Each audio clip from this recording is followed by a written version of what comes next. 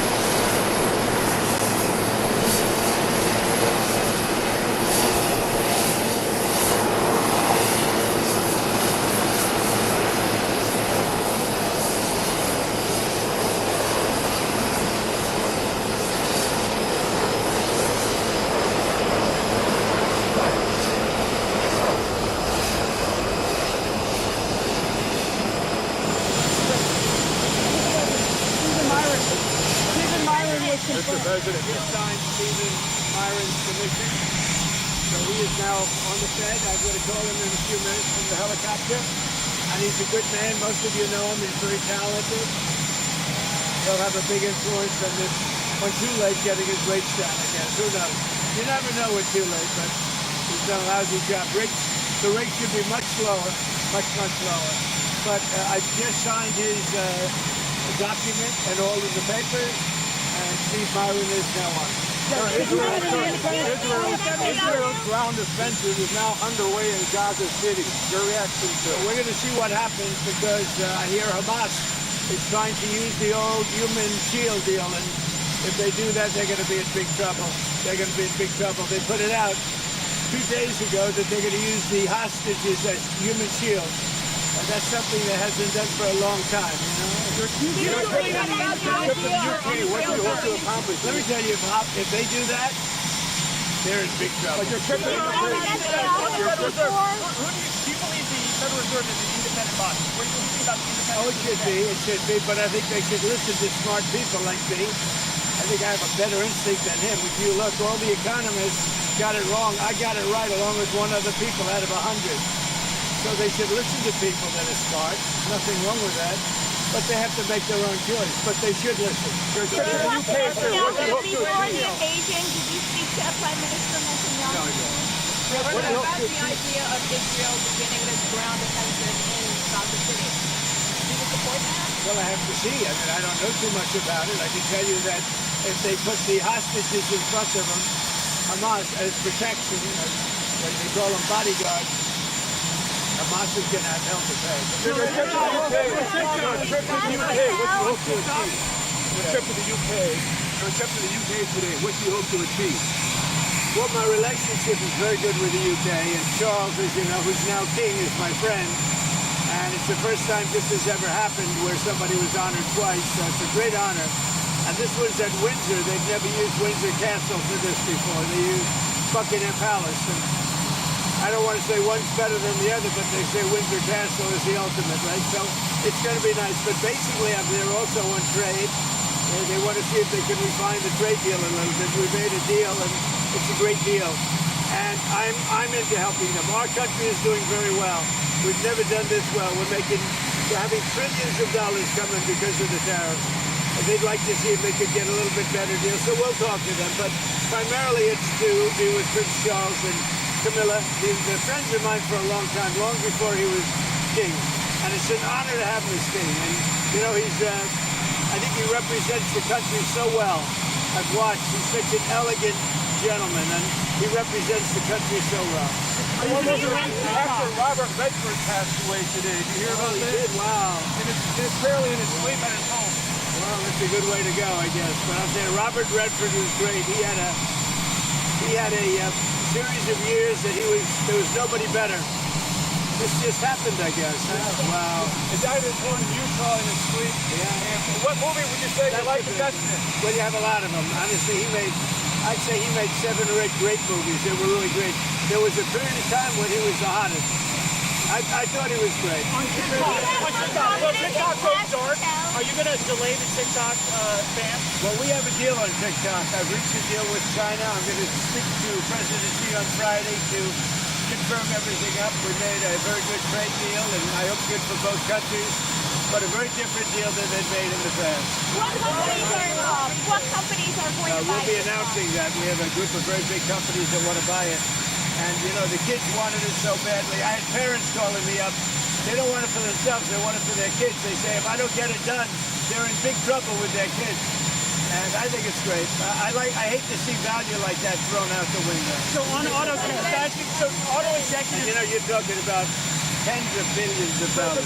some auto executives are concerned that compromising the 15% for auto tariffs coming in hurts American automakers. What do you say to Well, I haven't compromised anything. Where did I compromise? going down to 15% from Going 25? down to 15%. From 25. We charge that well. And where did the 25 come from? It came from there. Some auto They paid nothing for years. Now they're paying 15%.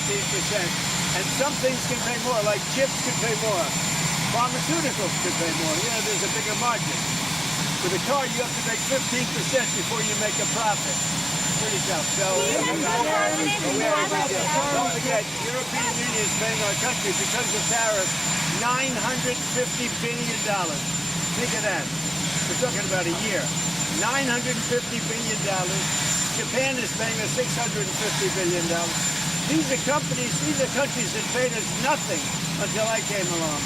And China's paying us a tremendous tariff. You know what the tariff is, right? You know what the tariff they're paying us? What? So it's 30% for the fentanyl as well as whatever for the 301. 20% for the fentanyl. But the overall is about 55%. Okay. That's as opposed to nothing. Would you say that's a difference? We have a big decision coming up, and if the Supreme Court rules the way, hopefully they will, because, I mean, every legal expert said we win that case, but you still have to watch. And the Supreme Court's been terrific. I think they're very fair. All I want is fairness, and we win. But if we win the Supreme Court case, which is the finalization of tariffs, we will be by far the richest country anywhere in the world, and we'll be able to help our people more, and we'll be able to help other countries when we want to. But I will say, if we win that case, our country, you see what we've taken in just on a temporary basis, we've taken in trillions of dollars, trillions with a T, and we will be by far the richest country in the world. There'll be nothing close. You know, one other thing, we'll have tremendous power to negotiate. The use of tariffs, I settled 7 wars. 4 of them was because I was able to use tariffs. Hope Leo the other day in an interview criticized the fact that some CEOs make tons of the time more in salary than average workers. He's worried about polarization. Do you share that concern? Well, I do say there's a big gap. I do say that. Don't forget, I'm a popularist. There is a big gap. Mr. President, It's been a month since you're meeting with Vladimir Putin in Alaska. A month on, you've just had a meeting accomplished what you hope. Yeah, accomplished a lot, but it takes 2 to tango also. You know, those are 2 people, Zelensky and Putin, that hate each other. And it looks like I have to sit in the room with them because they can't sit in the room together. There's great hatred there. But no, that meeting accomplished a lot. Mr. President, you don't have complete confidence in Patel. What are you hoping comes from his testimony on the bill today? Well, first of all, I think that Pam Bondi has done an unbelievable job, and everybody agrees with that. And Cash, you know, if you take a look at what he did with respect to this horrible person that he just captured. He did it in 2 days. It took other similar cases 4 days, 5 days, 4 years, if you look at certain shooters. Now, I have confidence in everybody in the administration. My administration, and a lot of people are saying it, not just me, it's so far the best administration ever formed. You look at our financial people. Our country is making a fortune. We have to keep tariffs because our country is become successful because of tariffs. We have the case in the Supreme Court. That's a very vital case for the success of our country. It's very vital to negotiate with other countries. And remember, other countries charge us tariffs. That's a very, very big case. And if we win that case, our country will be by far the richest country anywhere in the world. And then we can help our people.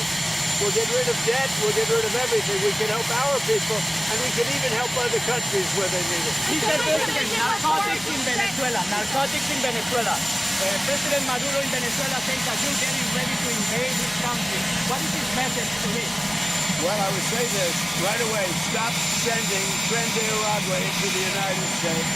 Stop sending drugs into the United States. We knocked off actually 3 boats, not 2, but you saw 2. And the problem is there are very few boats out in the water. There are not a lot of boats out in the water. I can't imagine why. Not even fishing boats. There's nobody. Nobody wants to go take a fish. So it's one of those things. But I would say to them very strongly, stop sending people from your prisons into our country. They're sending their prisoners. They've done that already. So the numbers just came out. Another month with 0 people getting into our country. And these are bigger jobs with people like you that would like me to do bad news. Nobody has ever done on the border like I've done. Mr. President. Well, he's going to have to get going and make a deal. He's going to have to make a deal. Zelensky's going to have to make a deal. And Europe has to stop buying oil from Russia. Okay? You know, they talk, but they have to stop buying oil from Russia. Mr. President, there are some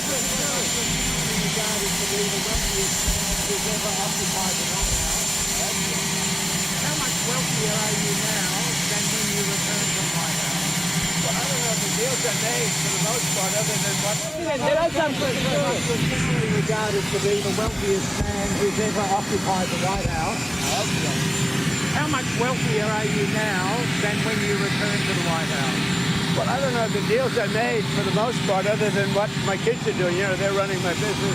But most of the deals that I've made were made before. And that's what I've done for a life. I've built buildings. Like I'm building a building here. You know where I'm building? You know what? You see that area? Yeah. That is going to be the greatest ballroom anywhere in the world. And for 150, so it gives me pleasure to do it for the country. And I'm paying for it. I'm paying for it. The country's not, and that's an expensive ballroom. But is it appropriate? I think it'll cost $250 million, and it will be, I think, the finest ballroom. So for 150 years, John, you know this? They've wanted a ballroom, and now they're going to finally have it, and it's going to knock your socks off. But is it appropriate, President Trump, that a president in office should be engaged in so much business activity? Well, I'm really not. My kids are running the business. I'm here. You know what the activity, where are you from? I'm from the Australian Broadcasting Corporation, Four Corners program. Well, the Australians, you're hurting Australia, right? In my opinion, you are hurting Australia very much right now. And they want to get along with me. You know, your leader is coming over to see me very soon. I'm going to tell him about you. You set a very bad tone. Well, go ahead, John. Maybe you can set a nicer tone. When the UAE does a deal, what does it want in return? Quiet. Mr. President, what are you hearing about the operation in Gaza, the Israeli operation? Are you concerned? Well, I'm hearing that they want to go in, and I'm also hearing that Hamas wants to take our 20 hostages, plus dead bodies. You know, they have about 32 of them, and they want to put them in the way of any attack. And nobody's happy about that situation. It came out yesterday. I'm sure you saw that. They want to, supposedly they've taken the hostage out of deep caves and tunnels, and they're bringing them, putting them on the front line. Nobody's heard of that one for a few centuries. You saw that the UN said that Israel is guilty of genocide, that they've committed acts of genocide in Gaza. They voted on that? New report out saying multiple acts of genocide. When it comes to a vote, we'll see what happens. That'll come to a vote, but we'll see what happens. And what do you make Pam Bondi saying she's going to go after hate speech? Is that, I mean, a lot of your allies say hate speech is free speech. We'll probably go after people like you because you treat me so unfairly. It's hate. You have a lot of hate in your heart. Maybe they'll come after ABC. Well, ABC paid me $16 million recently for a form of hate speech, right? Your company paid me $16 million for a form of hate speech, so maybe they'll have to go after you. Look, we want everything to be fair. It hasn't been fair, and the radical left has done tremendous damage to the country, but we're fixing it. We have right now the hottest country anywhere in the world, and remember, 1 year ago, our country was dead. And now Washington, D.C. is fixed, and I fixed it. The mayor was fine. The mayor was just fine, okay? The mayor had the sick city for many years. He's been mayor for many years. The one that fixed it was me and my people, and it is so safe. You should take your beautiful wife tonight and have dinner down there. You won't be shot. You won't be accosted. You won't even be looked at incorrectly by anybody. Washington, D.C. is safe. Now we're going to Memphis, where it's pretty rough, to put it mildly. And then we're going to have to go. A friend of mine who is a big railroader, he stops in all the cities. He knows every city. He said, sir, you have to save Chicago. So I'm going to go to Chicago early against Pritzker. Pritzker's nothing. If Pritzker was smart, he'd say, please come in. So last week, over the last week and a half, 11 people in Chicago were killed, murdered, and 38 were shot. And then Pritzker, and by the way, this is going on constantly. If they lose less than 6 or 7 people a week with murder, they're doing a great job in their opinion. Chicago is a death trap, and I'm going to make it just like I did with D.C., just like I'll do with Memphis. Now, remember this. So a man comes into my office, one of the biggest businessmen. I'll tell you, he runs Union Pacific. Is that big? Biggest railroad in the world, I guess. And he started off as a railroader. He was running a railroad, a little caboose. He was in a caboose. Now he runs the whole damn thing. 45 years ago, he started off in a caboose. I don't know what that's all about. And he became the top, so that's a good place to start. But he came in, he knows the country intimately. He's looking to do a merger by another railroad, the one that where it had the little problem in East Palestine, right? And they want to buy that railroad, as you know. It's pretty public. But I sat with him and I talked. I said, so you know every city? Yes, sir. I go into every city, and I have for 45 years. I said, where would you go next? He said, St. Louis is in big trouble. He said, but Chicago is a great city. You can save Chicago, sir. Don't let Chicago die. This is a guy telling me with great knowledge and stuff. He said, don't let Chicago die, sir. It's dying. Don't let it die. I'm going to Chicago next. The UAE, Mr. President. What do you think they want when you do a deal with federal? Well, I just want something to happen, whether it's federal, state, most likely it's going to be state. The question is whether or not we overlap with a federal judge. So they're looking at that. But the state is very competent. The governor's doing a very good job. As you know, they have the death penalty. It's a tough death penalty, too, as you know. But they have the death penalty. So as to whether or not we judge, we will be working with them.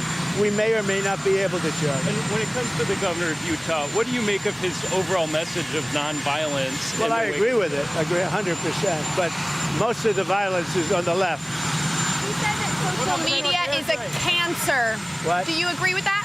The Utah governor said that social media is a cancer and more people should log off and take some time away. Well, it's not a cancer in all respects. In some respects, it's great. But there are segments, there are deep, dark holes that are cancerous, absolutely. Beyond cancer, they're death. How are you going to get China over the market? The Supreme Court this morning denied Fani Willis's appeal of your case removing her from the picture. Do you have any response Well, that was to a great decision. It was a rigged case to start off with. It's great. The court just ruled that she is a disaster. She's a disaster with a boyfriend. The boyfriend that she paid $1 million for his expertise, but he never did it before. Now, she should be prosecuted. What she did to people, forget about me, what Fani Willis did to innocent people, patriots that love our country, what she did to them by indicting them and destroying them, she should be put in jail. She's a criminal. Fani Willis is a criminal. Will you apply more pressure to EU and NATO countries not to purchase Russian oil? I do, but here's the problem. You know the problem. They're purchasing Russian oil. I don't want them purchasing Russian oil, and they've got to stop immediately. Not fair to us. They're purchasing Russian oil, and we have to, do things. Now, the nice part, it doesn't cost us anything anymore. You know that. Yeah. They are buying everything from us, unlike Biden, who gave away $350 billion. We actually make money, but I don't want to make money. You know what I want? I want that war to stop, because last week, 7,018 people got killed. Thank you. Party was targeted today, just now. You announced 70 patriots in Ukraine 2 months ago. Where are you from? Ukraine. Yes. Will they come, and do you know when there will come? The patriots. What will come? The patriots. You announced 70 patriots to Ukraine 2 months ago.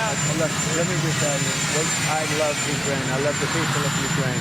That's why I asked. I thought that was a little Ukrainian accent, but the country's in serious trouble. It should have never happened. It's a war that should have never happened. The country's in very serious trouble, but I'm going to get it stopped. I've done seven countries. I've stopped 7 wars in the last 8 months. I thought that would have been the easiest because I know Putin, but it's not, because there's tremendous hatred between Zelensky and Putin. But we're going to get it stopped. How soon will you go to the Supreme Court to stop Lisa Club? President Trump there talking to the media just outside the White House just before he left on his way to Joint Base Andrews in Maryland for his state visit to the UK. Let's return to our US correspondent David Blevins, who's in Washington. As ever, David, pretty wide-ranging the questions and the answers that he gave to journalists there. But important to note that very warm words for King Charles and Camilla, talking about King Charles being a friend of mine. And that he represents the country so well. Yes, Jane, we talk about these things as doorsteps, but with Donald Trump, they often turn into press conferences. He talked about all sorts of things, from the Federal Reserve and his desire to see interest rates cut here. He talked about his effort to clamp down on crime in DC and other cities across the United States. He talked about hate crimes in relation to the recent assassination of Charlie Kirk. And then internationally, he spoke about Gaza, about Ukraine, about tariffs. But President Trump is a man who knows how to grab headlines. And very often it is just one off-the-cuff remark that can become the front-page headline the next day. And I think his headline-grabbing words today are in relation to the state visit to the UK, when he described Keir Starmer, the Prime Minister, as an elegant gentleman who represents the country well. I'm sure the Prime Minister will welcome those warm words at a time when he is embattled on a number of fronts, not least the controversy over the appointment of Lord Mandelson as the UK ambassador to the United States. He described the King as his good friend and described Windsor as the ultimate location in terms of a state visit. I talk about his ability to just make headlines, but in many ways he doesn't have to produce any headlines on this occasion. This is already historic. He is, of course, the first president to be granted a second state visit to the UK at the invitation of the monarch. It will be the largest military parade, we understand, related to any state visit due to the length of the processional route within the confines of Windsor Castle. There's going to be a fly past by the Red Arrows. He's going to enjoy all of that because President Trump is a man who likes pomp and circumstance. He's accompanied, as you can see, by the First Lady Melania, and he pointed out today that in addition to all of that pomp and circumstance, there is going to be a trade element to this, and a historic trade agreement on the cards, potentially billions of dollars of investment in a science and technology partnership. He also spoke about President Zelensky, didn't he, and how he is going to have to get some kind of deal.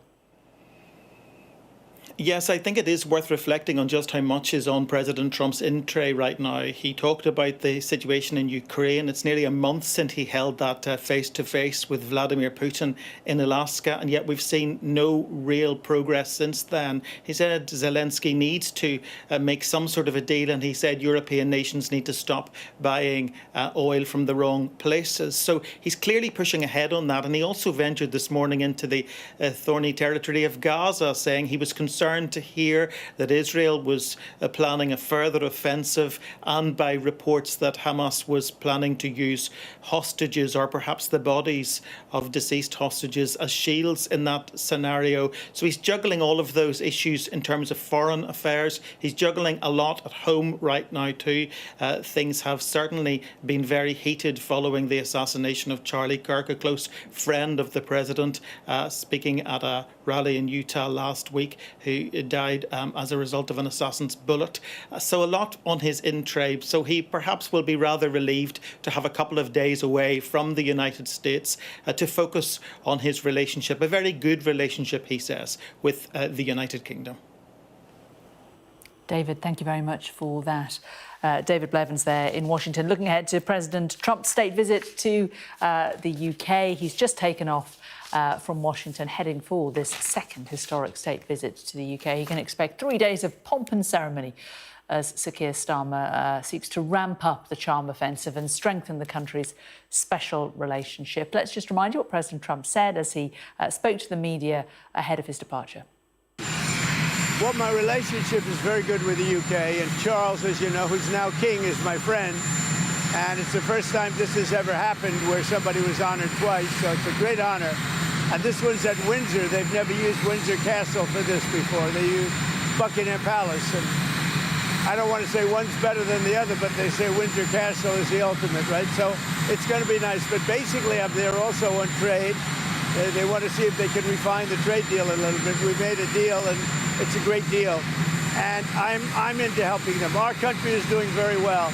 We've never done this well. We're having trillions of dollars coming because of the tariffs. They'd like to see if they could get a little bit better deal. So we'll talk to them. But primarily it's to be with Prince Charles and Camilla. They're friends of mine for a long time, long before he was king. And it's an honor to have him as king. And, you know, I think he represents the country so well.